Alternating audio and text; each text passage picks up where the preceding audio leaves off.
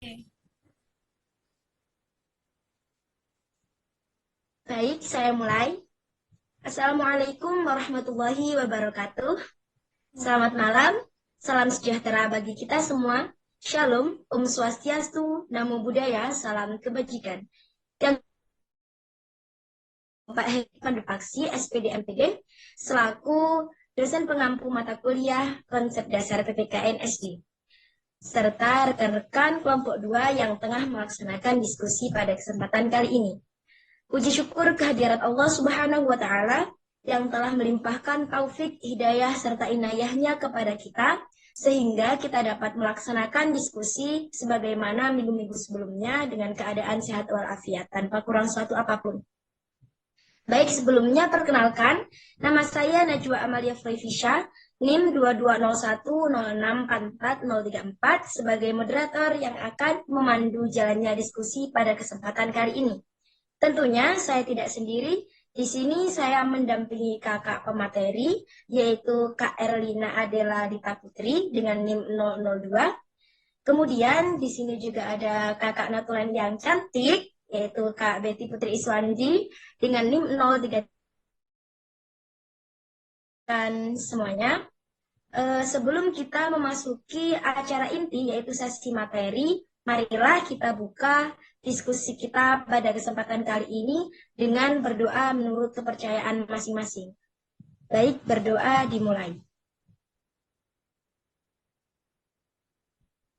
Selesai. Terima kasih teman-teman. Baik, langsung saja memasuki acara inti, yaitu penyampaian materi dengan tema asas-asas kewarganegaraan yang akan dipandu langsung oleh pemateri kita, Kak Erlina Adela Lita Putri. Halo Kak Erlina, apakah suara saya sudah terdengar? Ya, baik Kak, sudah terdengar. Apakah Kak Erlina sudah siap untuk menyampaikan materi? Ya, siap. Baik, waktu dan tempat kami persilakan sepenuhnya kepada kakak pemateri.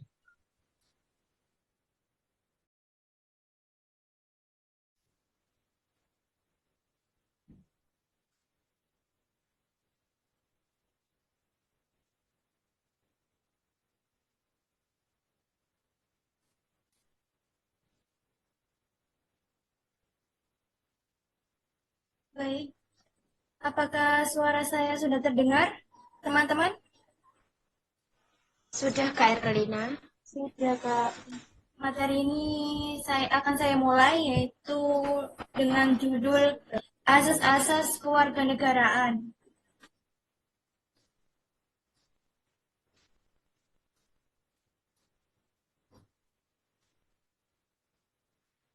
Yang pertama yaitu latar belakang.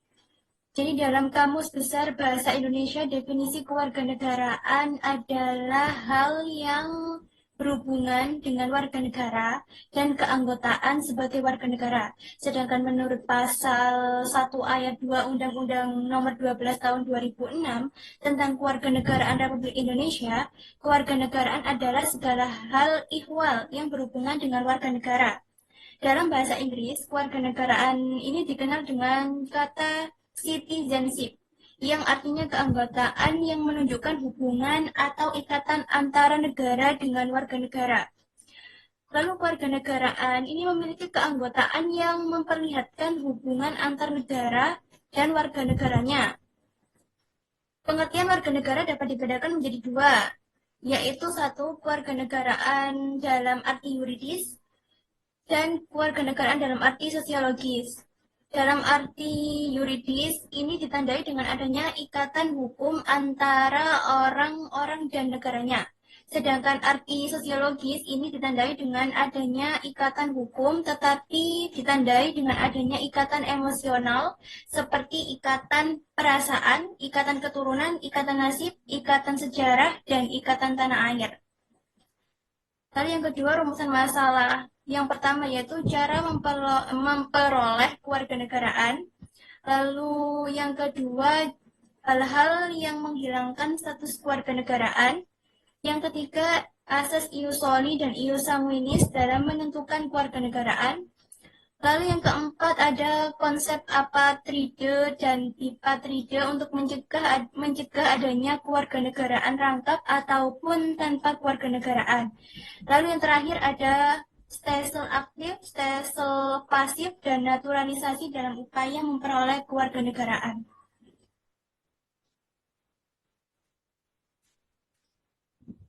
Lalu yang pertama yaitu cara memperoleh kewarganegaraan.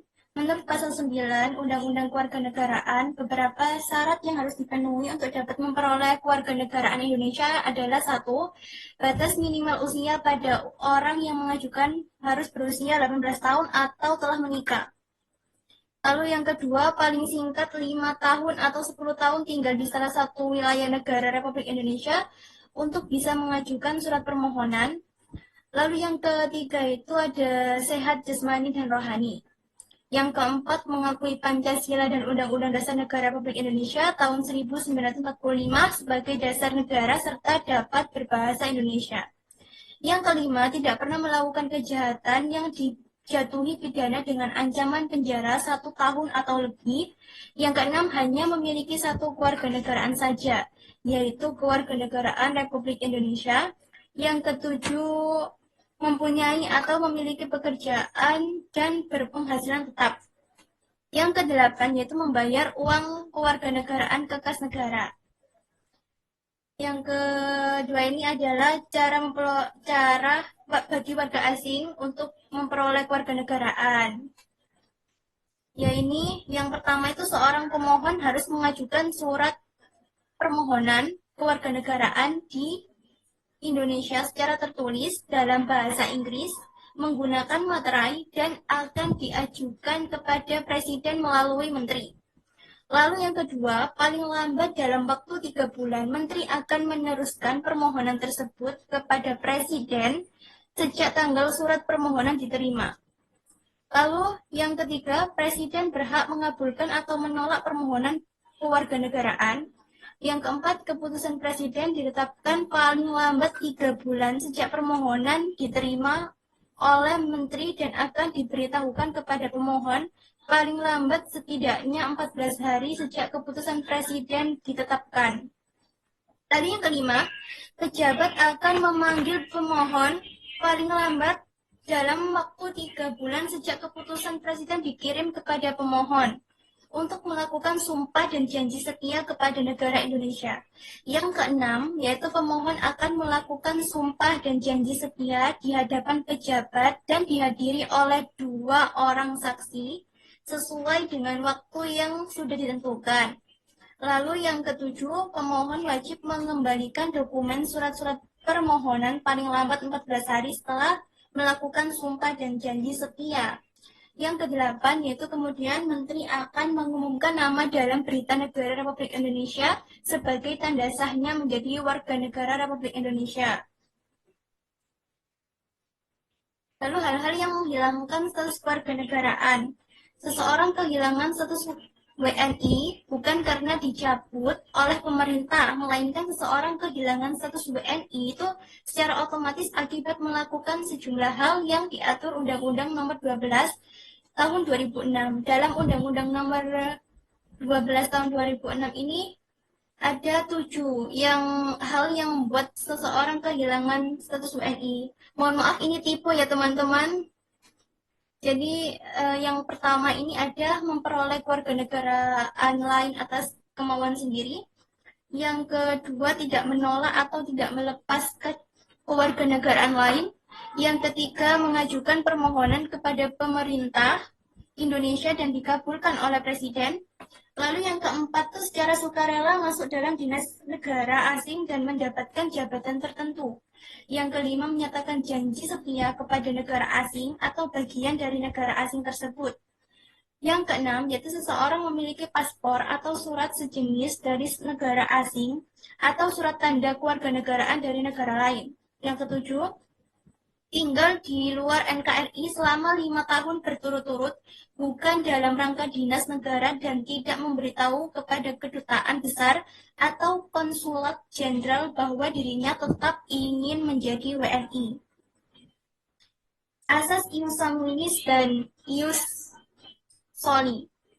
Jadi yang pertama itu asas ius sanguinis, yaitu keturunan, yaitu asas yang menentukan kewarganegaraan seseorang berdasarkan keturunan, bukan berdasarkan negara tempat kelahiran.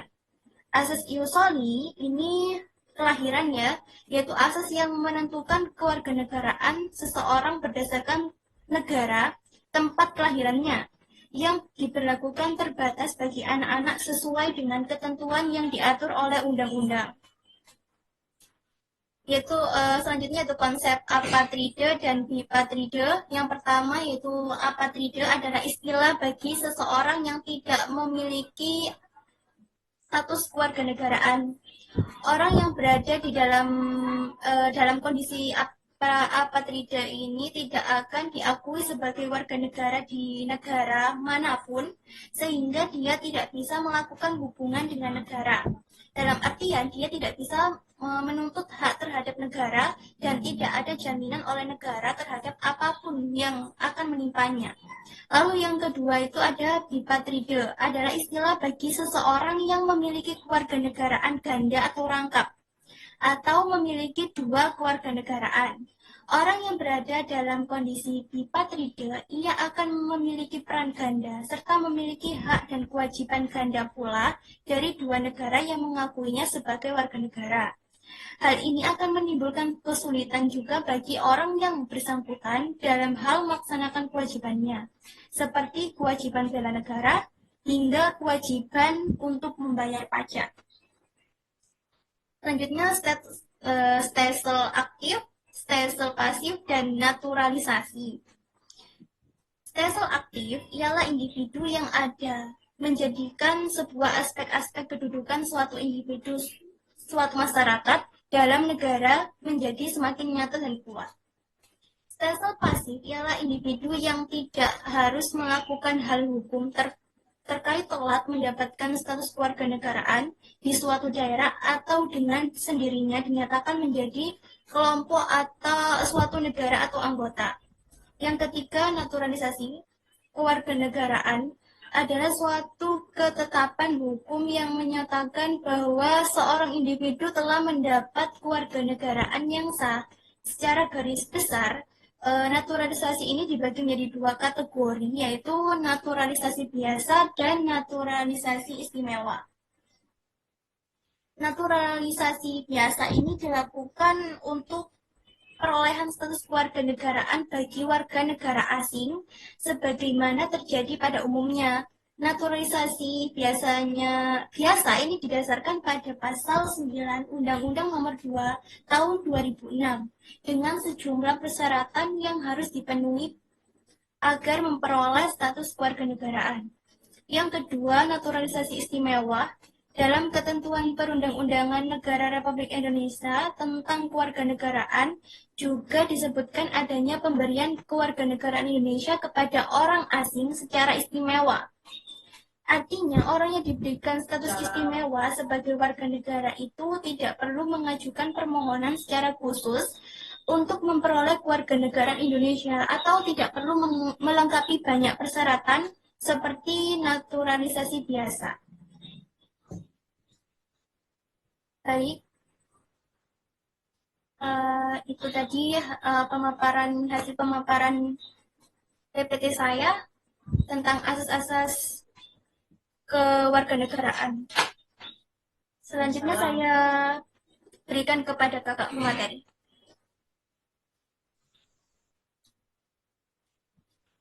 Oke, baik, terima kasih Kak Erlina atas materi yang telah disampaikan.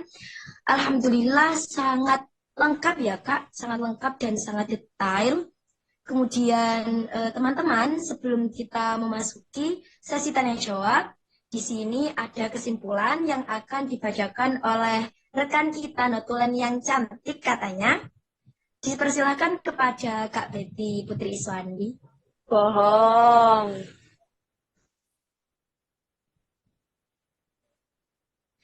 Baik, terima kasih untuk kakak moderator. Saya akan menyampaikan kesimpulan dari materi tentang asas-asas kewarganegaraan yang sudah dipaparkan oleh Kak Erlina.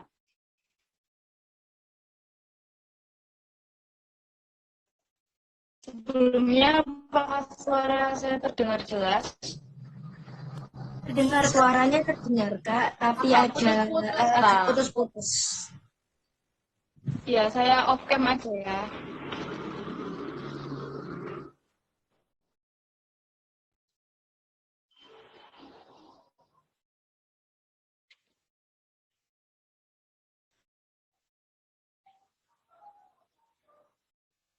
Baik, kesimpulannya yaitu status kewarganegaraan adalah hal yang sangat penting bagi kehidupan seseorang. Dalam pasal 28D ayat 4 Undang-Undang Dasar 1945 dengan tegas sudah dinyatakan bahwa setiap orang berhak atas status kewarganegaraan. Pada ketentuan tersebut tidak dinyatakan bahwa setiap orang juga berhak atas satu atau dua kewarganegaraan. Bagi Undang-Undang Dasar 1945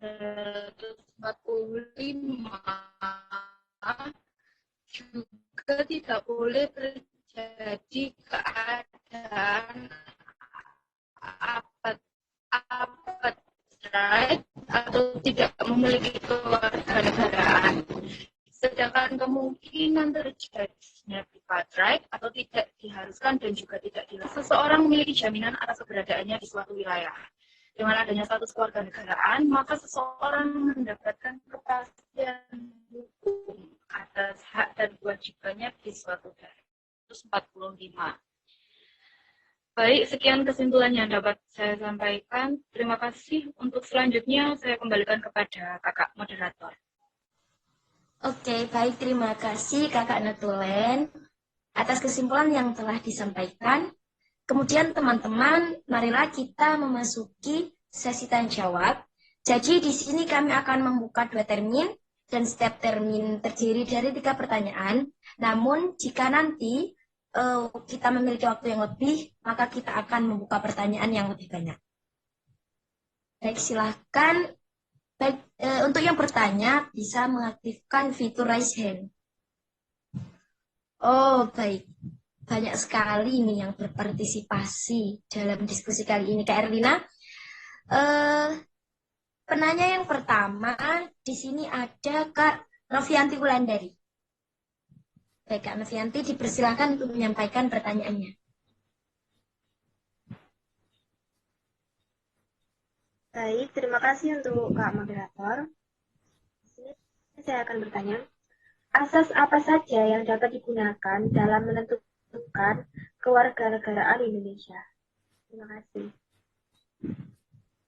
Mohon Baik, maaf, terima Kak. kasih pertanyaannya. Mohon maaf, bisa diulangi kembali? Soalnya kurang jelas di sini. Oh iya, baik. Asas apa saja yang dapat digunakan dalam menentukan kewarganegaraan Indonesia? Terima kasih Sudah atas Nanti Wulandari atas pertanyaannya. Jadi saya ulangi pertanyaannya Kak Erlina. Ya, boleh. Asas apa saja yang diperlukan untuk kewarganegaraan Indonesia? Seperti itu Kak Wulan. Yang dapat digunakan, Kak. Oh, baik.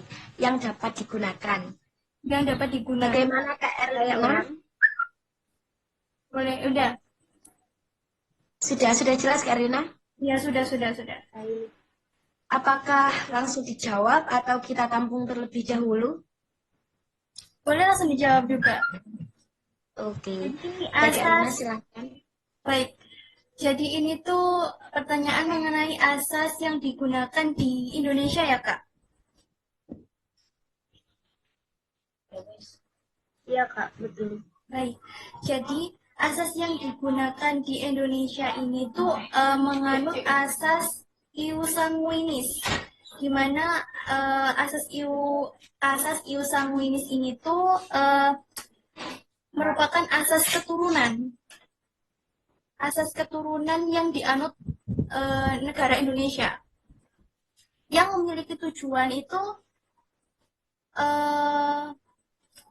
untuk melestarikan dan mempertahankan keturunan bangsa Indonesia tersebut. Begitu. Apakah kurang dimengerti?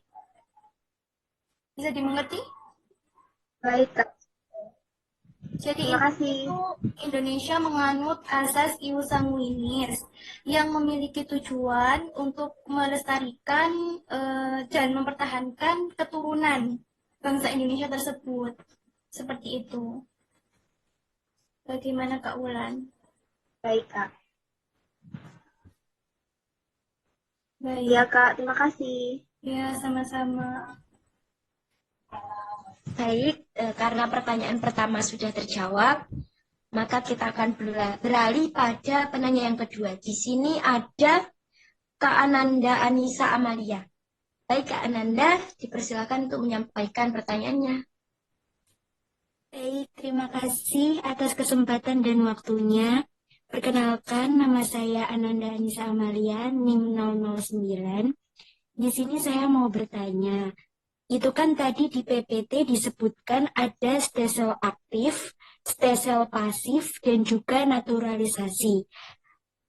Saya ingin satu saja contoh yang dari stesel aktif. Terima kasih. Oke, baik. Pertanyaan yang sangat bagus sekali ya, Kak Ananda.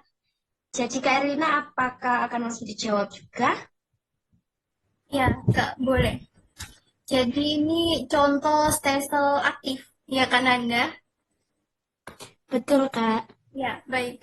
Eh, ini saya ibaratkan seorang bule ya. Stesel aktif ini tuh kan memiliki arti seseorang stesel aktif ini tuh apa ini adalah hak hak opsi. Seseorang memiliki hak opsi. Hak opsi ini tuh seseorang itu bisa memilih status keluarga negaraannya. Jadi misalkan contohnya itu seorang bule ini tuh berkewarganegaraan Inggris yang memutuskan untuk menjadi warga negara Indonesia. Jadi bule ini tuh wajib mengurus administrasi sebagai pengakuan dirinya sebagai orang Indonesia dengan bukti KTP. Jadi stesel aktif ini tuh yaitu hak atau hak opsi. Jadi seseorang itu memiliki hak opsi untuk memilih status kewarganegaraan. Beda dengan stesel pasif. Kalau stesel pasif ini tuh lebih ke memiliki hak untuk memiliki hak untuk menolak gitu. Apakah bisa dipahami? Bisa, Kak. Terima kasih. Ya, sama-sama Kak. Baik, penjelasan yang sangat luar biasa sekali dari pemateri kita. Kita berlanjut kepada penanya yang ketiga. Di sini ada Kak Nadia Ayu Ekawati. Halo, Kak Nadia. Baik, Kak. Terima kasih atas waktu dan kesempatan yang telah Kakak berikan.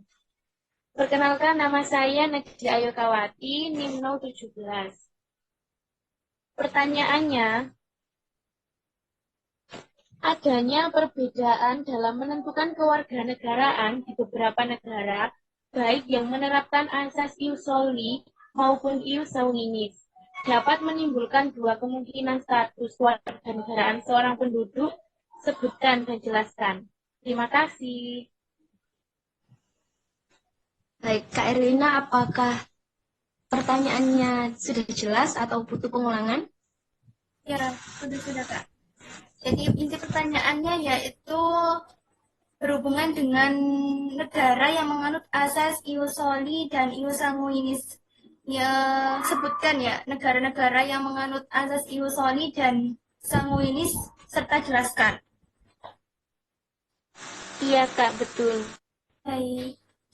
Jadi negara-negara yang menganut asas ius soli itu kebanyakan terletak di bagian belahan barat bumi, yaitu seperti negara-negara benua Amerika, seperti Argentina, Kanada, Brasil, Meksiko, Pakistan, dan lain-lain. Mengapa? Karena negara tersebut menganut asas Ioswari itu memiliki tujuan agar negara tersebut tuh memiliki tujuan untuk menambah jumlah penduduk di negaranya, karena kan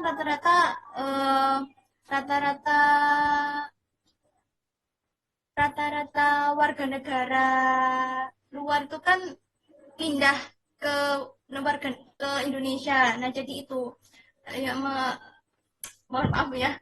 Jadi intinya itu rata-rata warga barat seperti Kanada, Argentina itu menganut asas kewarganegaraan ius soli, asas kelahiran, karena tujuannya yaitu untuk menambah jumlah penduduk di negaranya. Lalu untuk yang menganut asas ius sanguinis ini ada negara-negara seperti Indonesia. Indonesia ini menganut asas ius sanguinis. Lalu ada Malaysia, Belanda, Inggris, Jepang, Turki, India, dan masih banyak lagi. Ini menganut asas ius sanguinis yang memiliki tujuan untuk melestarikan dan mempertahankan keturunan bangsanya tersebut. Jadi seperti itu, Kak. Apakah bisa dimengerti? Baik, Kak. Maaf, Kak. Izin bertanya terkait pendapatnya tadi. Jika negara, kan itu tadi kan seperti contohnya negara Amerika ya. Nah, itu kalau misalkan dia terlalu banyak menerima masyarakat, khususnya masyarakat luar untuk dijadikan sebagai warga asli dari negara tersebut, apakah tidak terjadi peningkatan jumlah penduduk? Sedangkan kita ketahui jika populasi jumlah penduduk terlalu besar itu kan juga akan berdampak negatif bagi negara tersebut, seperti itu. Seperti di Indonesia ya, sekarang populasinya kan semakin meningkat, membelonjak, maka diadakannya kayak keluarga berencana atau dan lain sebagainya untuk meminimalisir terjadinya pembludakan penduduk, seperti itu, Kak. Nah, itu bagaimana pendapat Kak Erlina? Jadi ini pendapat tentang Indonesia yang warganya banyak itu, Kakak, atau Amerika yang Iya, terkait contohnya tadi Kak, negara Amerika jika memasukkan warga-warga asing seperti itu untuk dijadikan warga asli orang Amerika. Nah, apakah negara Amerika itu tidak takut terjadinya pembludakan jumlah penduduk seperti itu? Seperti contohnya di Indonesia ini kan bisa kita ketahui jumlah penduduknya kan sangat banyak dan sumber daya SDM-nya itu rendah, seperti itu. Ini kan juga berdampak negatif bagi kemajuan bangsa Indonesia. Nah, apakah di Amerika tersebut juga tidak tidak meminimalisir seperti itu, Kak? Terima kasih. Ya, baik. Gini, Kak Yuli. Jadi di Amerika itu kan menganut asas ius soli. Nah, tidak semua warga negara, misalkan ada warga negara Indonesia yang ingin masuk ke negara Amerika, itu tidak semuanya langsung mendapatkan status kewarganegaraan Amerika itu ada kayak syarat-syarat dan harus dipenuhi. Jadi syarat-syaratnya tuh nggak cuma satu, jadi benar-benar banyak sekali dan tuh perlu gimana ya? Perlu intinya tuh masih nggak semuanya warga negara Indonesia yang ingin ke Amerika, masuk ke Amerika misalnya ya, itu semuanya langsung mendapatkan status kewarganegaraan Amerika. Kayak gitu, Kak. Itu sih menurut pendapat saya. Kalau ada yang mau menambahkan, dimonggo. Ya, saya ada ini. Iya, Kak. Bagus Terima kasih ya, Kak sekali. Erlina. pertanyaan dari Kak Yulianti tadi, saya juga setuju dengan yang telah dipaparkan oleh Kak Erlina mengenai yang Amerika Serikat tidak asal menerima siapapun yang ingin bergabung menjadi anggota kewarganegaraannya. Emang kalau dulu itu asasnya Amerika Serikat itu emang seperti itu, Kak. Jadi siapa yang datang itu ya kita terima. Ternyata setelah begitu banyak imigran yang pindah ke Amerika itu, karena Amerika termasuk negara, sekarang sudah termasuk negara yang maju ya Kak. Jadi benar yang dikatakan oleh Kak Erlina tadi, dia itu sekarang tidak sewenang-wenang dalam memberikan status penduduk tetap atau kewarganegaraan. Kebijakan ini itu biar tidak mendatangkan trauma gitu loh Kak. Karena jutaan pendatang dari negara-negara Amerika yang lain itu tidak berdokumen dan bekerja sebagai buruh yang kasar. Jadi Presiden Donald Trump yang sekarang itu menegaskan kalau imigran yang akan pindah ke Amerika itu harus mandiri dari segi keuangan. Sehingga mereka itu tidak menguras tunjangan untuk warga Amerika Serikat yang sudah tetap di situ. Begitu Kak Yulianti. Mungkin teman-teman menambahkan. Maaf Kak,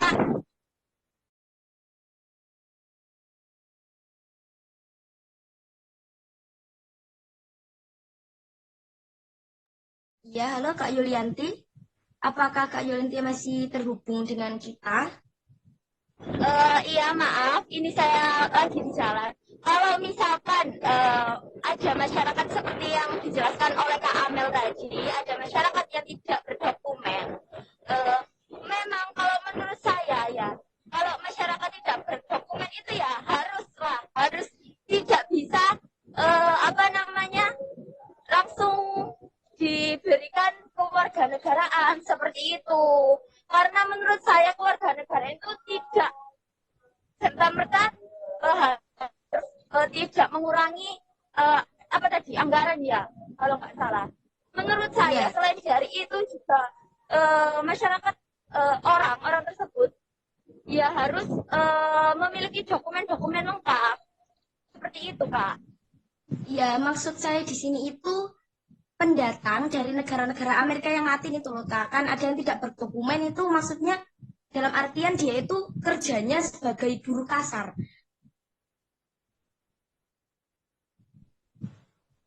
Jadi dia itu kayak tidak begitu mandiri, sedangkan aturannya di Amerika itu kalau mau jadi warga negara tetap atau penduduk tetap di situ, dia itu tidak boleh menggantungkan diri pada program bantuan sebagai bagian dari upaya membatasi jumlah imigran tersebut. Bagaimana Kak Yudianti? Berarti kalau tidak berdokumen, warga Amerika Latin tersebut tidak memiliki kewarganegaraan ya Kak? Iya Kak. Bukan, maksud saya orang yang tidak berdokumen yang dimaksud di sini itu dia itu yang kerjanya buruh kasar gitu loh Kak. Oh ya Kak, ya. Orang yang tidak berdokumen dia itu tidak punya KTP atau dia itu nggak punya keluarga, nggak punya akta seperti itu, bukan seperti itu. Jadi dia itu supaya tidak menggantungkan kepada program bantuan. Karena notabene-nya Amerika itu sebagai negara yang maju, seperti itu. Berarti kayak gelandangan gitu ya, Kak? Ya, bisa disebut kayak gitu, Kak. Gelandangan itu malah pasti tidak berdokumen karena dia juga bukan buruh kasar. Oh iya, Kak, ya. Makasih. Baik, teman-teman, apakah ada yang masih mau menanggapi lagi?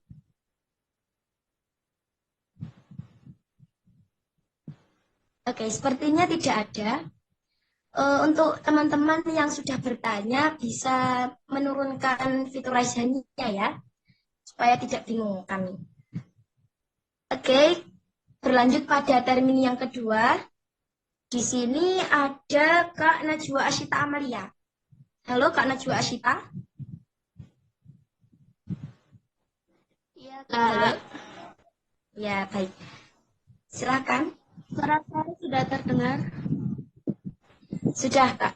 Dengar. Baik. Tadi di PPT, bagian kesimpulan, terdapat kata-kata bahwasannya status kewarganegaraan itu sangat penting. Nah, pertanyaan saya, menurut kakak pemateri sendiri, mengapa kok status kewarganegaraan itu sangat penting dimiliki oleh setiap orang? Terima kasih. Ya, baik, Kak. Langsung saya jawab ya. Jadi, mengapa status kewarganegaraan itu sangat penting dimiliki oleh setiap orang? Karena status kewarganegaraan itu sangat-sangat ini berpengaruh untuk bagi setiap individu. Karena status kewarganegaraan ini tuh berfungsi sebagai identitas diri untuk mendapatkan hak perlindungan dari negara. Jadi, semisal kalau setiap individu itu tadi, seseorang itu tadi tidak memiliki status kewarganegaraan, jadi kalau mau meminta perlindungan ke negara itu dia tidak bisa karena dia masih belum ada status kewarganegaraan WNI atau WNA-nya itu, seperti itu. Apakah bisa dipahami atau ada tambahan dari kakak-kakak yang lain? Halo, teman-teman. Apakah ada tambahan? Izin untuk menambahkan, Kak. Iya, baik. Silakan, Kak Hanifah. Iya, Kak Hanifah. Ya, perkenalkan nama saya Hanifah Kurnia Fusul Iza, NIM 005. Saya hanya ingin menambahkan bahwa dengan adanya status kewarganegaraan, secara otomatis kan dia juga akan melahirkan hak-hak lain yang dapat diterimanya, yang dapat diperolehnya dari negara tersebut. Terima kasih. Baik, terima kasih Kak Hanifah dan Kak Najwa. Sebelumnya Kak Najwa, apakah puas dengan jawaban pemateri? Sudah, Kak. Terima kasih. Baik, terima kasih kembali Kak Najwa. Kemudian pertanyaan kedua dari termin kedua juga di sini ada Kak Siolan. Halo Kak Siolan. Mohon maaf Kak, saya ketik di komen soalnya sebenarnya rada nggak bisa, takutnya nggak kedengaran nanti. Oh, baik. Saya mohon izin membacakan pertanyaan dari Kak Siolan, ya Kak Erlina.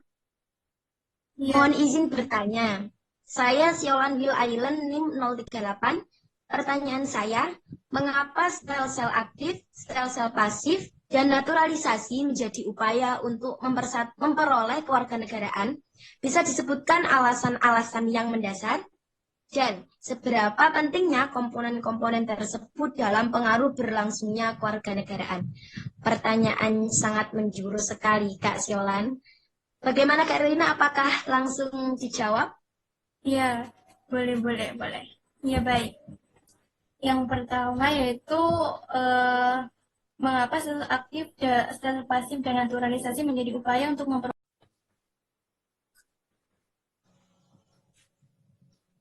Baik, di sini saya akan menjawab pertanyaan dari Kak Ellen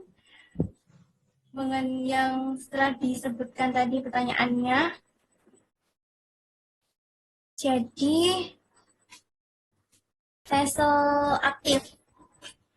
Sel aktif itu yaitu hak opsi ya. Hak opsi yang sudah saya jelaskan tadi. Hak opsi itu setiap orang itu memiliki hak untuk memilih. Hak untuk memilih status kewarganegaraan yang mereka pilih. Jadi, semisal warga negara asing ya WNA, itu dia ingin memilih atau pindah, atau intinya itu memilih warga negara Indonesia ya, apa ini memiliki kesempatan untuk memilih warga negara, status kewarganegaraan tersebut. Intinya seperti itu. Lalu sel aktif ini tuh adalah bentuk tindakan sosial terkait dengan hukum tertentu. Jadi terkait dengan hukumnya itu seperti hukumnya itu wajib mengurus administrasi sebagai pengakuan dirinya sebagai warga orang Indonesia dengan bukti KTP itu tadi, seperti itu. Lalu kalau tes pasif itu seseorang itu memiliki hak menolak untuk menolak status warganegaraan. Jadi menolak itu intinya seperti ini. Misal ada seseorang yang dari WNA. Nah, orang WNA itu memberikan sesuatu yang besar yang berdampak pada negara WNI ini tadi. Kayak memberikan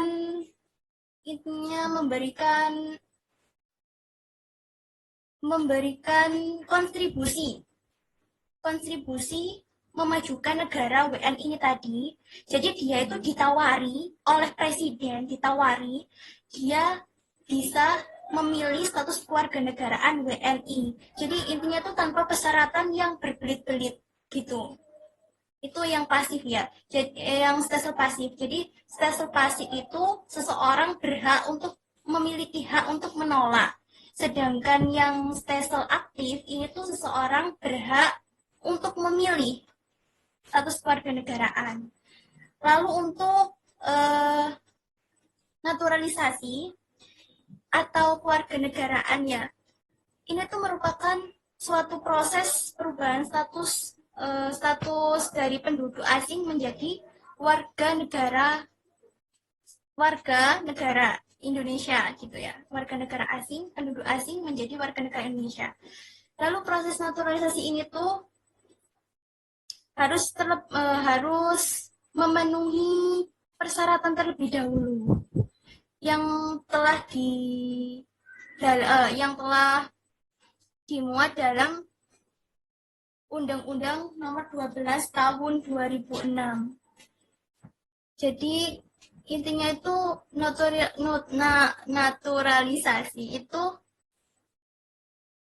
suatu proses perubahan status dari WNA asing menjadi warga negara Indonesia, seperti itu.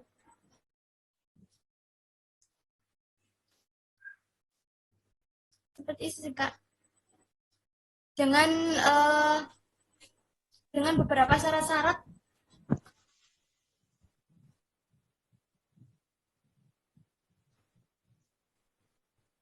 yang harus dipenuhi dalam memperoleh naturalisasi tersebut.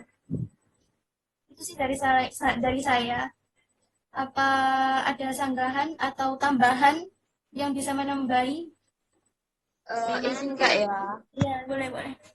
Saya contoh stelsel pasif itu seseorang asing kan ditawari oleh negara yang ia tinggali, benar apa yang dikatakan Kak Erwin tadi, karena seseorang tersebut telah memberikan kontribusi dan kemajuan bagi negara yang ia tinggali, seperti itu. Nah, stelsel pasif ini itu juga terserah dia. Maksudnya itu di sini tuh dia kan sudah ditawari kan, karena dia itu dirasa oleh negara yang ditinggali tersebut, dia itu memiliki kontribusi yang nyata untuk memajukan negara yang ditinggali tersebut. Nah, dia itu berhak menerima atau menolak. Kalau itu menurut saya. Untuk yang stelsel aktifnya di sini, itu menurut saya tuh seseorang itu harus melakukan tindakan hukum tertentu secara aktif untuk menjadi warga negara tersebut. Nah, biasanya itu stelsel pasif itu seseorang dengan sendirinya dianggap menjadi warga negara tanpa melakukan suatu tindakan hukum tertentu atau naturalisasi istimewa. Ini kalau pasif ya. Kalau aktifnya tadi itu tindakan hukum seperti kayak tadi Kak, untuk memajukan, maaf tadi saya typo ya. Maksud saya itu untuk memajukan negara yang ditinggali tersebut itu kan contoh dari stelsel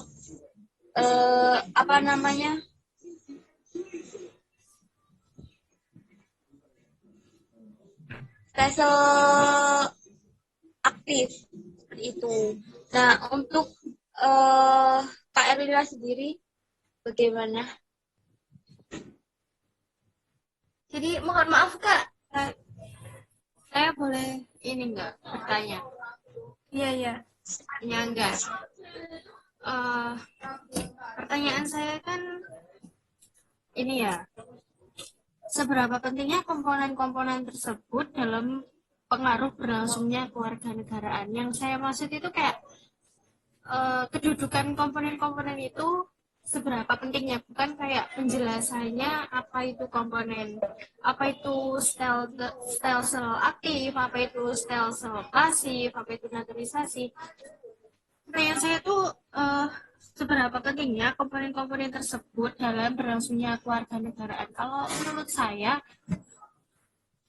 di dalam kewarganegaraan komponen-komponen itu berdasarkan yang saya ringkas dari penjelasan Kak Erlina, pentingnya komponen-komponen tersebut adalah sebagai kayak mengatur berjalannya sistem kewarganegaraan supaya tidak, kalau di dunia ini kalau nggak diatur kan pasti kan berantakan ya. Iya. Jadi kayak sebagai pelengkap seperti itu, sebagai pelengkap suatu kewarganegaraan. Apakah ada tambahan atau penjelasan yang lain? Baik Kak. Untuk ini tadi pertanyaannya dari Kak siapa? Kak Ellen. Dari Kak Siolan.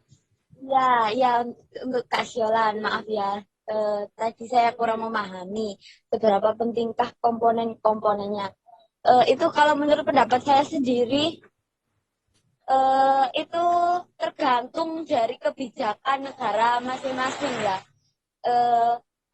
Kalau misalkan negara tersebut kan tidak mungkin negara itu memiliki komponen, maksudnya menginginkan komponen yang tidak penting, seperti itu.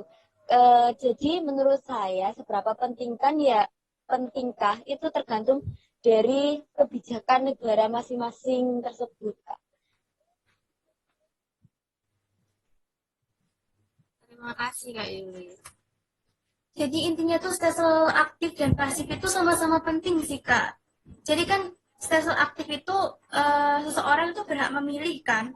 Lalu untuk sel pasifnya itu seseorang itu bisa menolak, maksudnya memiliki kesempatan untuk menolak. Jadi seperti itu. Jadi kayak sama-sama penting.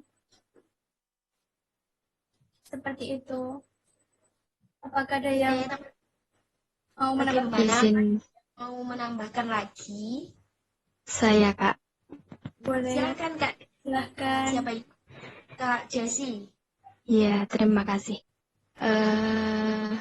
Itu sel aktif dan pasif itu sangat penting karena memang dalam penentuan kewarganegaraan itu kan diperlukan syarat-syarat yang harus dipenuhi. Nah, untuk pemenuhan syarat-syarat itu, betul kata Kak Siolan tadi, itu harus diatur. Jadi ada yang aktif yaitu mengurus semua syarat-syaratnya, yaitu sel aktif, dan ada juga yang pasif yaitu tidak mengurus, yaitu bisa dikatakan secara istimewa karena berkontribusi itu tadi, Kak. Terima kasih. Terima kasih Kak Jessie, Kak Yuli, dan Kak Siolan. Untuk rekan-rekan yang lain, apakah ada yang mau menambahkan lagi? Atau kita lanjut sesi pertanyaan yang selanjutnya? Sudah cukup, Kak. Dilanjut saja. Oke, baik. Baik teman-teman, kita lanjut pada penanya ketiga dari termin 2. Di sini ada Kak Jessie Ayu Sulistyo. Baik, untuk Kak Jessie, kami persilahkan. Baik, terima kasih atas kesempatannya. Perkenalkan, saya Jessie Ayu Sulistyo dari kelas A NIM 012.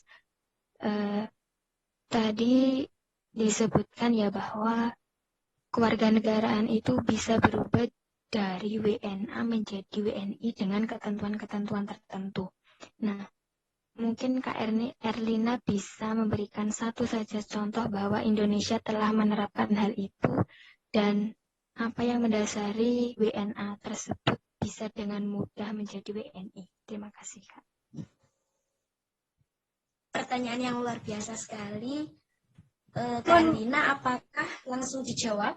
Mohon maaf, bisa diulangi kembali. Suaranya kecil sekali, Kak. Mohon maaf.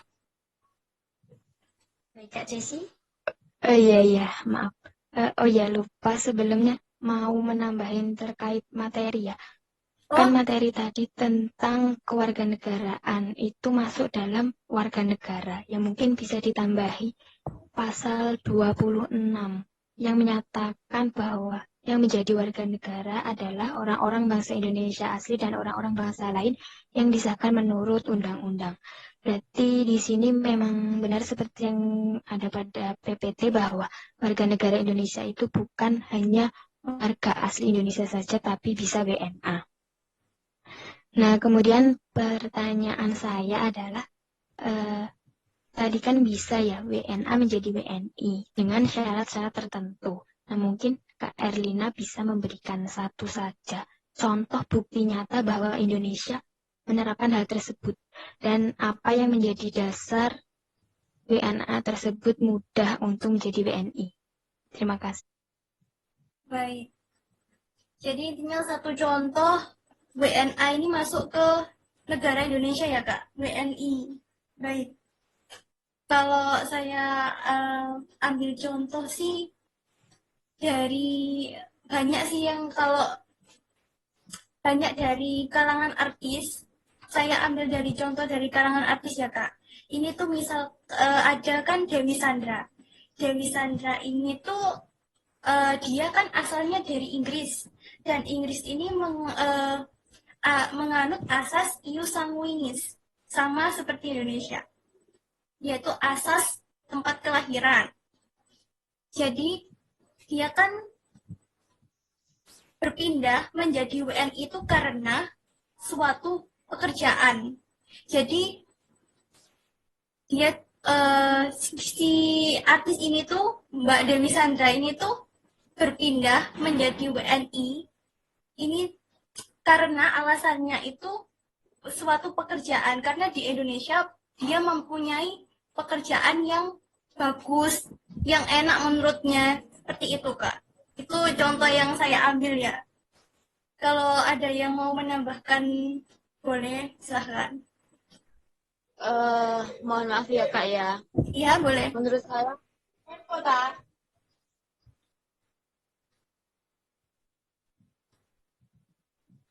mohon maaf. Ya, Menurut saya kalau misalkan pekerjaan itu tidak, maksudnya tidak terlalu etis ya, maksudnya maksudnya tidak gampang untuk menjadi WNI seperti itu. Nah, ini salah satu contoh menurut saya itu misalkan orang asli pribumi Indonesia sendiri menikah dengan warga negara asing seperti itu. Nah, itu dapat warga negara asing itu dapat menjadi WNI jikalau WNA tersebut, misalkan yang WNA itu misalkan seorang laki-laki, WNI-nya itu perempuan. Nah, mereka itu ingin menikah. Nah, tidak mungkin kan misalkan yang laki-laki di negaranya sendiri, yang perempuan di negaranya sendiri, kan pasti ada salah satu yang mengalah. Misalkan contohnya yang laki-laki akhirnya pindah ke negara Indonesia. Itu menurut saya itu sebagai salah satu contoh ya, contoh bukti yang nyata yang kebanyakan dialami di Indonesia ini. Dengan satu syarat, WNA tersebut, orang asing tersebut, laki-laki tersebut itu menurut saya sudah bertempat tinggal di Indonesia berturut-turut setidaknya sedikitnya itu 5 tahun ya menurut saya. Lalu WNA yang laki-laki tersebut itu tidak merugikan Indonesia, terus mempunyai dokumen-dokumen yang lengkap dari negara aslinya, terus berkontribusi nyata juga untuk memajukan Indonesia dan berjanji untuk tidak mengkhianati Indonesia, seperti itu Kak. Ya, baik Kak Yuli. Jadi kan intinya tuh dari pengetahuan yang saya baca ini itu kan ya. Jadi kalau intinya itu jika yang saya contohkan artis itu tadi dan biasanya kan dengan asas iu sanguinisme ini tuh sang anak biasanya itu menganut ya, saya ambil contoh lagi ya apa misalnya istrinya ini seorang WNI lalu suaminya ini WNA. Nah, apa ini melahirkan seorang anak. Nah, anak ini itu akan menganut asas kewarganegaraan dari sang ayah. Karena itu udah terdapat di pasal pasal kalau tidak salah di pasal undang-undang sebentar Kak, mohon maaf ada di pasal 28 kalau nggak salah Kak, di pasal 28 di ayat 4 itu udah dijelaskan bahwa nanti itu sang anak ini tuh akan mengikuti asas status keluarga negaraan dari sang ayah. Gitu. Jadi nanti misalkan jadi sang anak ini mempunyai dua keluarga negaraan dari WNI ini tadi, ibunya dan WNA dari ayahnya. Tapi nanti sang anak itu yang pastinya itu harus ikut status keluarga negaraan dari sang ayah. Begitu sih dari jurnal yang saya baca ya Kak.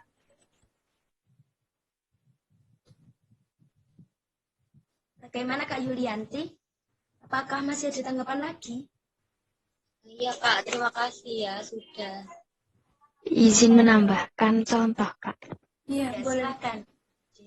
Mungkin contoh nyatanya adalah di timnas sepak bola ya. Sepak bola Indonesia itu banyak mengambil warga negara asing untuk menjadi WNI dengan proses naturalisasi. Dan itu mengapa mereka mudah? Karena mereka dibutuhkan oleh Indonesia untuk memajukan Indonesia, terutama di bidang olahraga. Terima kasih, Kak. Ya, terima kasih Kak Desi. Maaf ya untuk Kak Desi, menurut saya untuk warga negara asing, terutama khususnya pemain sepak bola ya, itu menurut saya itu kontrak semua Kak, tidak dipermanenkan menurut saya, setahu saya sih. Soalnya setahu saya itu pemain sepak bola ya, khususnya sepak bola Indonesia, yang dipermanenkan itu cuma orang-orang asli Indonesia. Selain dari orang asli Indonesia itu cuma dikontrak saja, Kak. Jadi sewaktu-waktu dia itu bisa kembali ke asal negaranya. Terima kasih. Baik, saya izin menanggapi ya teman-teman. Terkait dengan pemaparan Kak Yulianti tadi, sebenarnya Kak Yuli, kalau untuk timnas sepak bola tadi, WNA yang menjadi tim andalan timnas Indonesia itu jatuhnya dia seperti yang dijelaskan Kak Erlina di awal, nanti dia itu mendapatkan seperti poin kontribusi gitu loh Kak. Jadi kalau dia itu malah mendapatkan tawaran Kak dari Indonesia karena dia itu berkolaborasi membanggakan negara Indonesia sebagaimana yang tadi telah dijelaskan oleh Kak Desi. Jadi dia itu nanti ikutnya menjadi sel pasif kalau tidak salah seperti itu. Jadi dia itu ditawari Kak, bukan di luar dari permasalahan kontrak atau tidaknya itu kami tidak tahu, tapi kalau masalah timnas tadi itu memang ada yang namanya sel pasif. Jadi dia itu ditawari langsung oleh Indonesia untuk menjadi WNI karena dia itu sudah berkolaborasi untuk membanggakan Indonesia. Itu berarti kalau pemainnya itu sudah dinaturalisasi Kak ya, berarti sudah pindah negara. Iya, dinaturalisasi melalui sel pasif tadi yang sudah dijelaskan oleh Kak Erlina di awal. Iya Kak, terima kasih ya Kak. Terima kasih kembali teman-teman yang lain. Apakah ada yang mau menambahkan? Oke, cukup mungkin Kak. Bagaimana? Sudah cukup. Oke. Sepertinya juga di sini sudah tidak ada yang bertanya. Teman-teman yang lain, apakah masih ada yang bertanya? Tidak ya sepertinya. Kalian sudah sangat tidak sabar. Saya bertanya ya, Kak. Oh, Kak Yulianti, ya oke. Silakan Kak Yulianti. Ya, sebelumnya terima kasih untuk Kak Moderator yang sangat-sangat ceria ya. Perkenalkan, nama saya Yulianti Pratiwi NIM 004. Nah, saya ingin bertanya, di Indonesia ini kan banyak anak punk rock ya, Kak ya. Nah, kebanyakan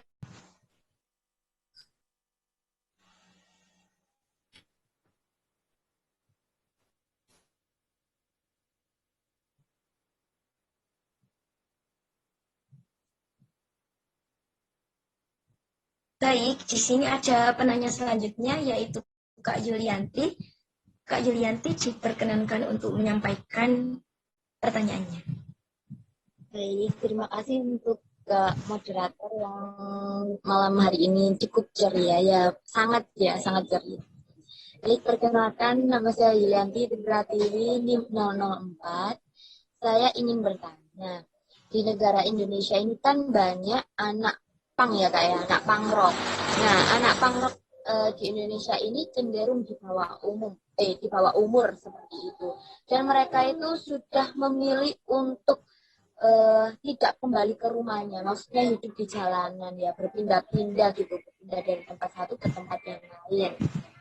Nah, kalau misalkan sudah dari umur di bawah tahun, sudah istilahnya tidak memiliki KTP kan Kak ya, maksudnya tidak memiliki tanda atau kartu pengenal, karena mereka itu kabur dari rumah seperti tadi. Nah, sedangkan di Indonesia sendiri kan sudah dipaparkan tadi, setiap warga Indonesia itu berhak untuk mendapatkan hak kewarganegaraannya seperti itu. Nah, jika anak punk rock tersebut tidak memiliki status ya, istilahnya memiliki status kewarganegaraan, ya benar mereka kan memang dari asli dari Indonesia, namun mereka kan belum disahkan secara resmi seperti itu karena tidak memiliki tanda pengenal. Nah, jika suatu saat mereka kan kalau sudah besar kan pasti ingin menikah ya.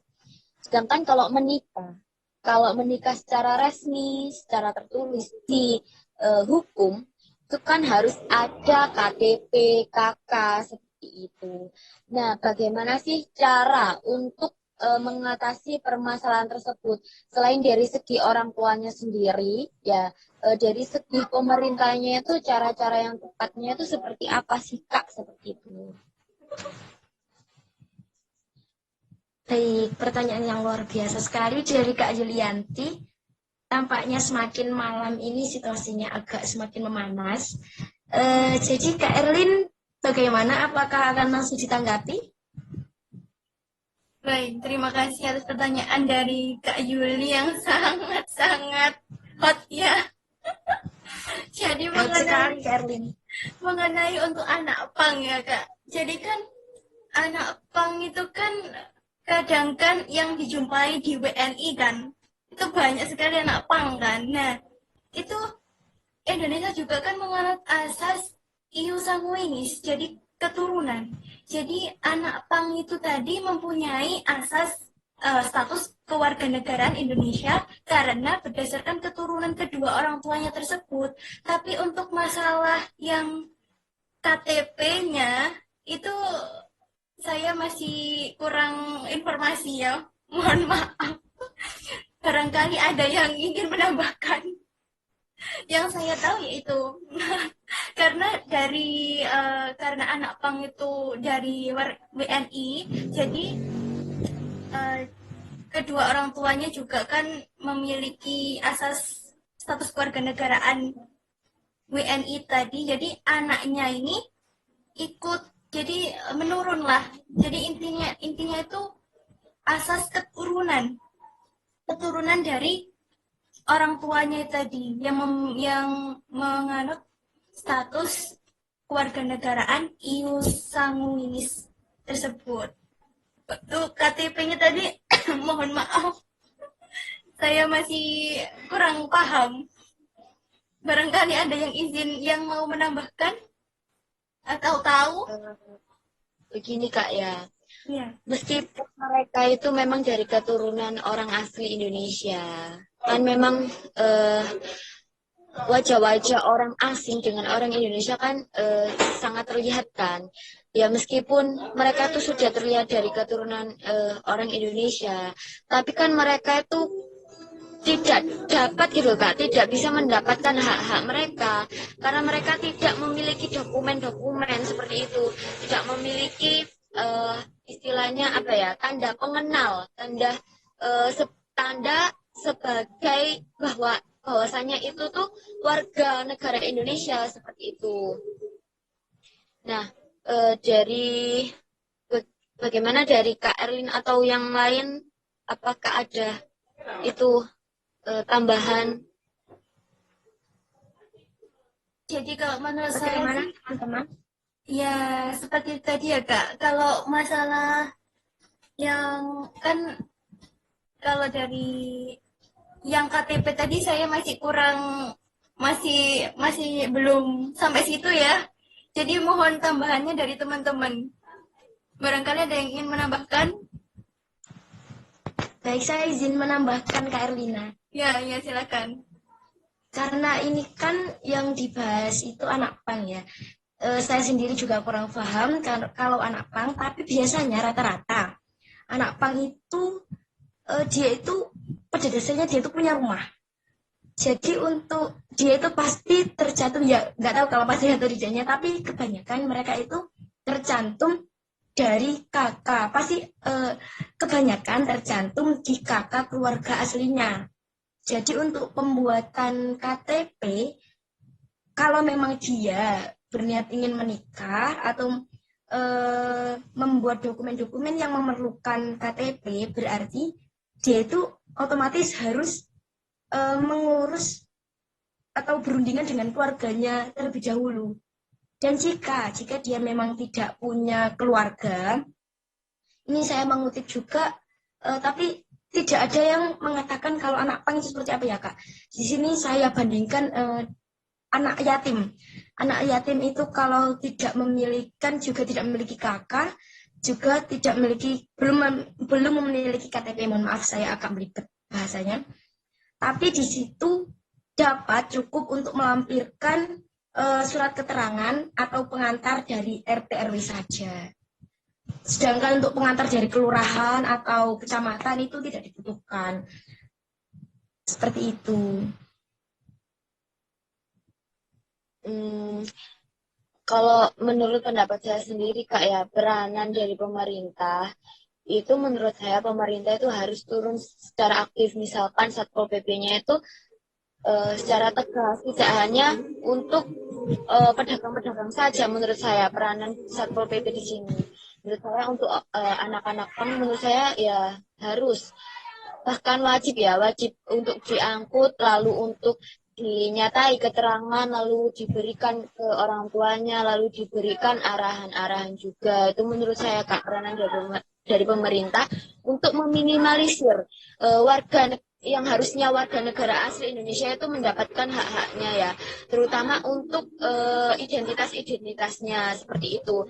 Karena menurut saya identitas itu sangat penting. Misalkan contoh kalau misalkan ada kecelakaan seperti itu kan pasti memerlukan identitas, atau kawin seperti itu ya, itu pasti memerlukan identitas. Karena kenapa? Karena kalau kita tidak memiliki identitas kan kawin secara hukum kan tidak dapat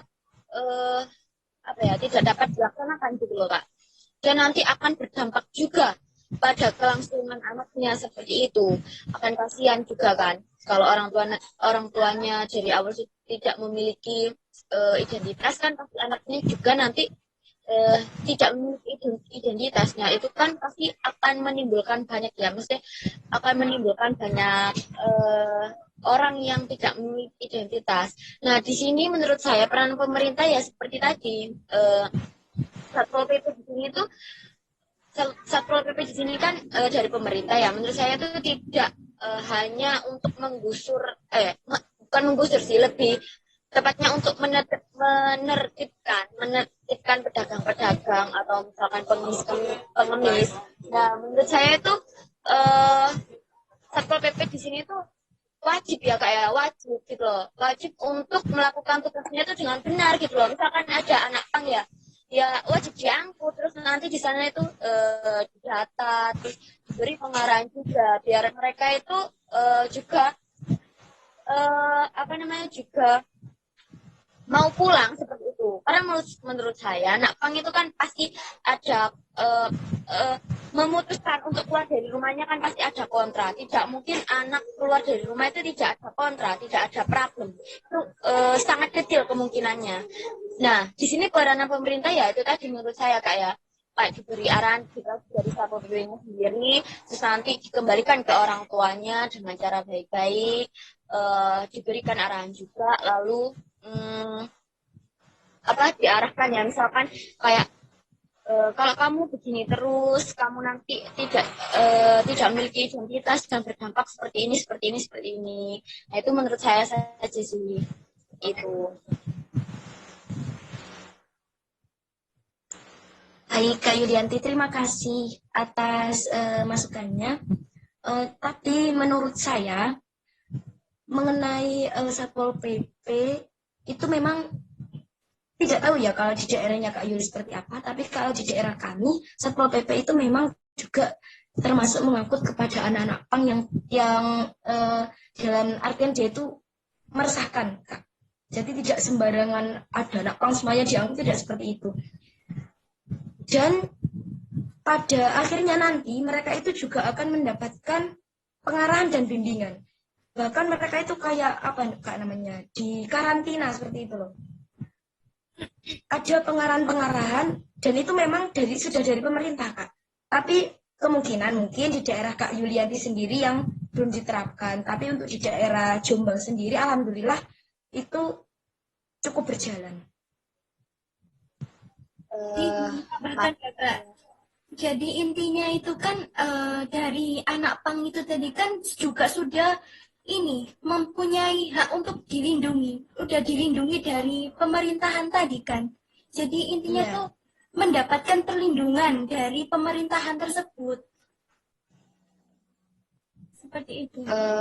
Tapi Kak, kalau menurut saya sendiri bukan hanya sekedar anak pang yang istilahnya merusak lingkungan ya, atau memberikan ketidaknyamanan di lingkungan masyarakat sekitar tersebut. Menurut saya itu tidak hanya seperti itu. Ya semuanya, menurut saya semuanya sih. Karena dapat kita lihat, maksudnya itu anak pang ya. Istilahnya kan, pastinya kan anak pang itu hidupnya itu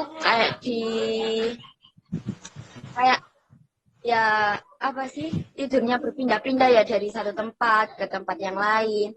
Nah, menurut saya tuh ya bukan hanya sekedar mengganggu sih.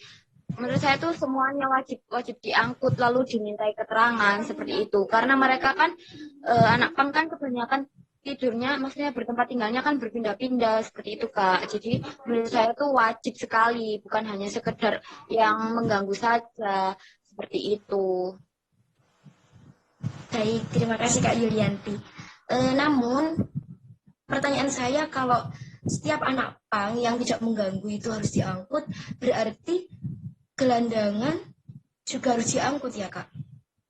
Kemudian mereka yang sudah memang dia kan gelandangan tidak punya rumah, tapi dia misalnya berkeluarga gitu, satu keluarga semuanya gelandangan dan tidak punya rumah. Kemudian kita mau mengembalikan mereka itu di mana? Iya Kak, wajib Kak ya, menurut saya kayak gelandangan gitu, menurut saya ini pendapat saya, pemerintah itu wajib mengangkut gelandangan tersebut. Nah, misal di sana itu tidak langsung serta-merta diangkut saja ya. Setelah diangkut kan pasti dimintai keterangan, data-data. Kalau memang dia tidak memiliki rumah, lalu dari keluarganya sendiri juga tidak memiliki rumah, kan bisa ditempatkan di wisma ya, atau panti seperti itu Kak, untuk mendapatkan haknya yang layak gitu. Jadi tidak gelandangan terus gitu loh Kak. Kan sekarang kan banyak sekali ya panti-panti seperti itu. Dan di sini panti kan tidak diharuskan bagi anak yang mohon maaf anak yang tidak memiliki orang tua saja atau orang yang sudah jompo seperti itu. Nah, panti di sini kan untuk semua orang yang membutuhkan seperti itu. Misalkan orang gelandangan seperti itu. Kecuali kalau ODGJ Kak ya, ODGJ kan ada tempatnya sendiri seperti itu. Oke, baik. Terima kasih Kak Yulianti. Dari teman-teman lain, apakah ada sanggahan atau memberi tambahan? Izin Kak Siolan? menambahkan ya Kak.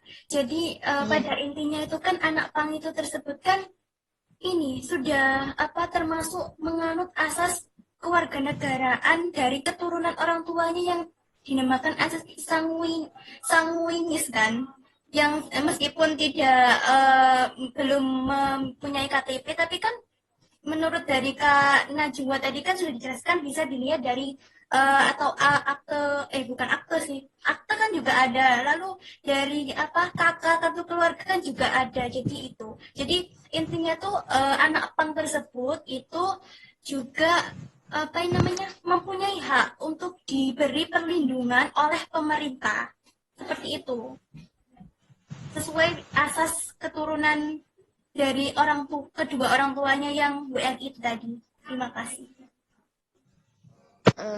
Iya Kak, maksudnya di sini kan pertanyaan saya kan seperti contohnya tadi ya, saya kan bilang kalau misalkan anak tersebut itu kayak kawin seperti itu kan bakalan susah kalau misalkan akte saja atau kakak saja. Itu kan kalau misalkan kita ingin kawin ya itu kan pasti selain dari akte kakak kan harus ada KTP, dan KTP di sini itu menjadi salah satu dokumen penting baik untuk melamar pekerjaan seperti itu.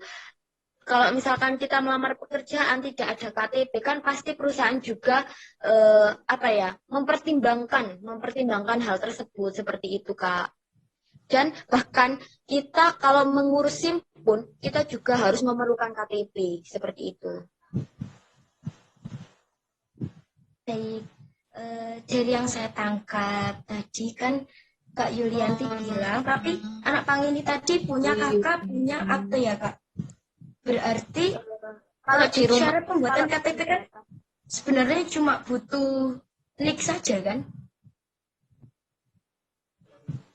Iya Kak, butuh NIK seperti itu. Iya, maksudnya gini loh Kak. Balik lagi ke pertanyaan awal saya. Pertanyaan awal saya kan tadi bilang kalau anak pang itu kebanyakan kan anak yang masih di bawah umur, dan anak di bawah umur kan tidak mungkin memiliki KTP, kan tidak cukup umur Kak, seperti itu. Nah, kebanyakan anak pang di sini kenapa kok di bawah umur? Karena pikiran mereka kan masih labil seperti itu. Meskipun tidak 100% anak pang di sini itu kebanyakan anak yang di bawah umur seperti itu.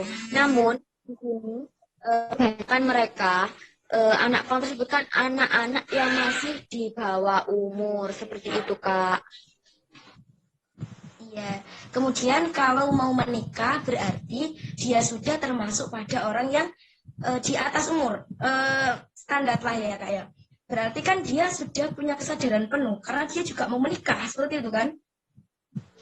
Terkadang gini Kak. Terkadang itu kalau mereka dari misalkan dari bawah umurnya itu mereka sudah keluar dari rumah, mereka ingin pulang itu terkadang itu mereka merasa antara minder dan malu dengan orang tuanya, atau bahkan mereka itu tidak mau karena itu tadi mereka memilih keluar dari rumahnya kan pasti ada kontra, tidak mungkin kalau tidak ada kontra itu mereka keluar.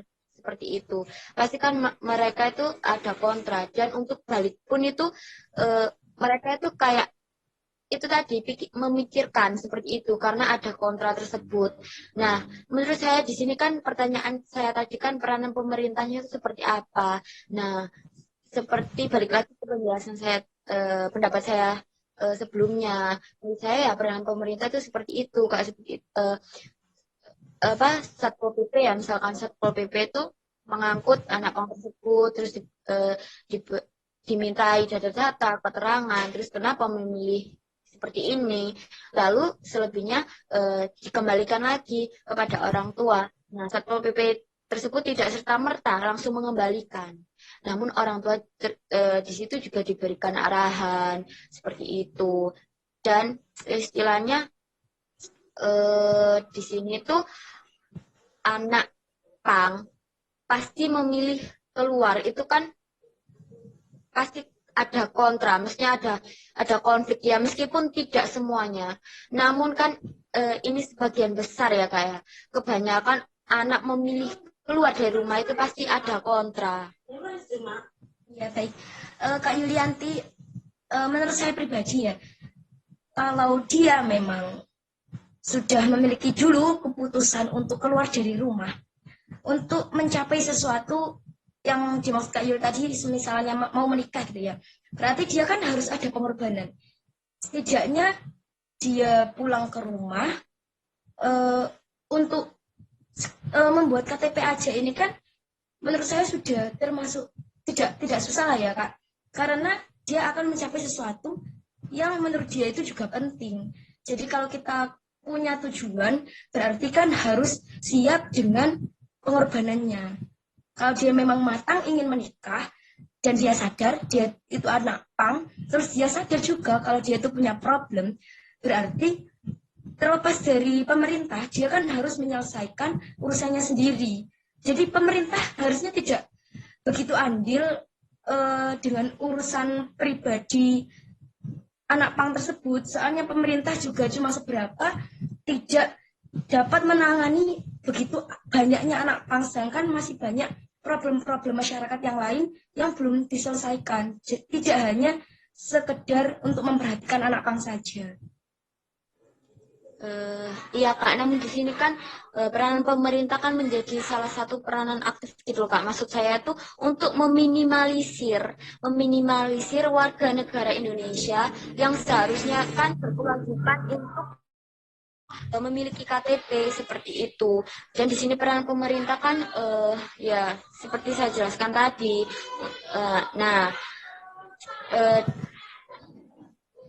Yang saya jelaskan tadi kan KTP di sini kan memang sangat-sangat penting seperti itu Kak. Ya intinya pokoknya di sini itu menurut saya pemerintah itu ya memang tidak 100% ya, tidak 100% berperan aktif. Namun setidaknya itu pemerintah itu bisa meminimalisir gitu loh Kak. Meminimalisir orang-orang warga negara Indonesia yang tidak memiliki KTP seperti itu. Yang tidak memiliki identitas seperti itu, lebih tepatnya gitu.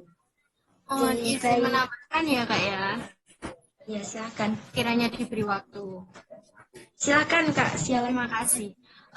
Begini ya, anak jalanan itu kan mempunyai prinsip masing-masing. Jikalau yang dikatakan Kak Yulianti dikembalikan ke orang tua, itu kan wewenang katanya apa? Andilnya pemerintah ya dikembalikan ke orang tua.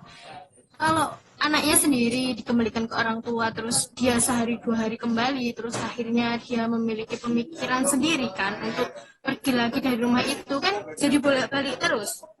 Menurut saya yang bisa dilakukan itu ya masyarakat itu juga penting, kayak menerima keberadaan mereka sebagai bagian dari anggota masyarakat, tujuannya untuk menghilangkan tembok normatif yang memandang anak jalanan hanya sebagai sampah masyarakat, sehingga harus ditertibkan sebagai sebuah karakter manusia yang unik. Sebaiknya pemerintah dan masyarakat lebih berupaya untuk mencegah timbulnya kembali anak jalanan. Yang kedua, kita bisa melakukan evaluasi pada kebijakan-kebijakan terkait penanganan anak jalanan.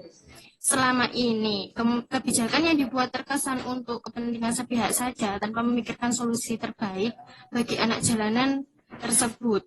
Contohnya kayak merazia anak jalanan kemudian dimasukkan ke panti-panti, atau tanpa ada tindakan lanjutnya setelah selesai mengikuti program di panti, hal ini harus menjadi prioritas utama pemerintah, yaitu memikirkan tindak lanjut setelah seseorang anak jalanan keluar dari panti agar tidak hidup dan bekerja di jalanan lagi. Kurang lebihnya seperti itu. Dan harus diawasi penganggarannya juga. Kayak misalnya agar tidak salah target dan dapat digunakan seoptimal mungkin. Selama ini program bagi anak jalanan hanya didasarkan pada proyek anggaran saja, bukan memperhitungkan kebutuhan yang harus dipenuhi sesuai dengan minat dan bakat anak jalanan tersebut. Kemudian secara umum pembatasan jumlah penduduk dan penyediaan lapangan kerja menjadi alternatif untuk mengatasi masalah anak jalanan sampai ke akarnya.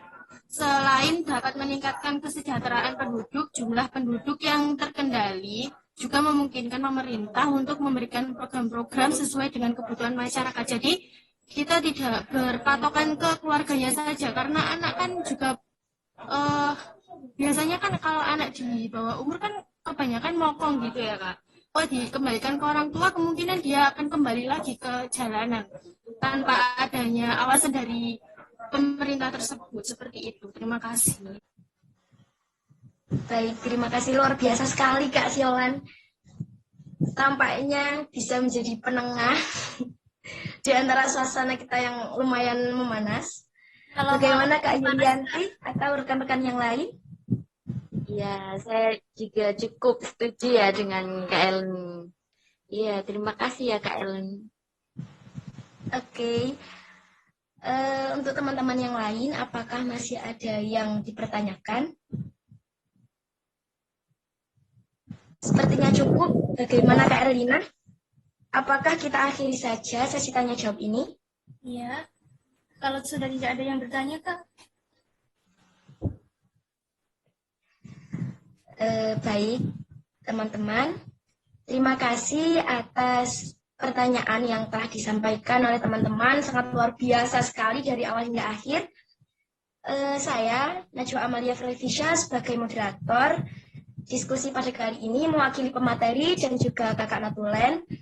Mohon maaf yang sebesar-besarnya apabila ada salah kata dari awal hingga akhir diskusi ini. Dan juga kami sampaikan terima kasih yang sebanyak-banyaknya atas partisipasi teman-teman sekalian. Baik, kami akhiri. Wassalamualaikum warahmatullahi wabarakatuh. Waalaikumsalam.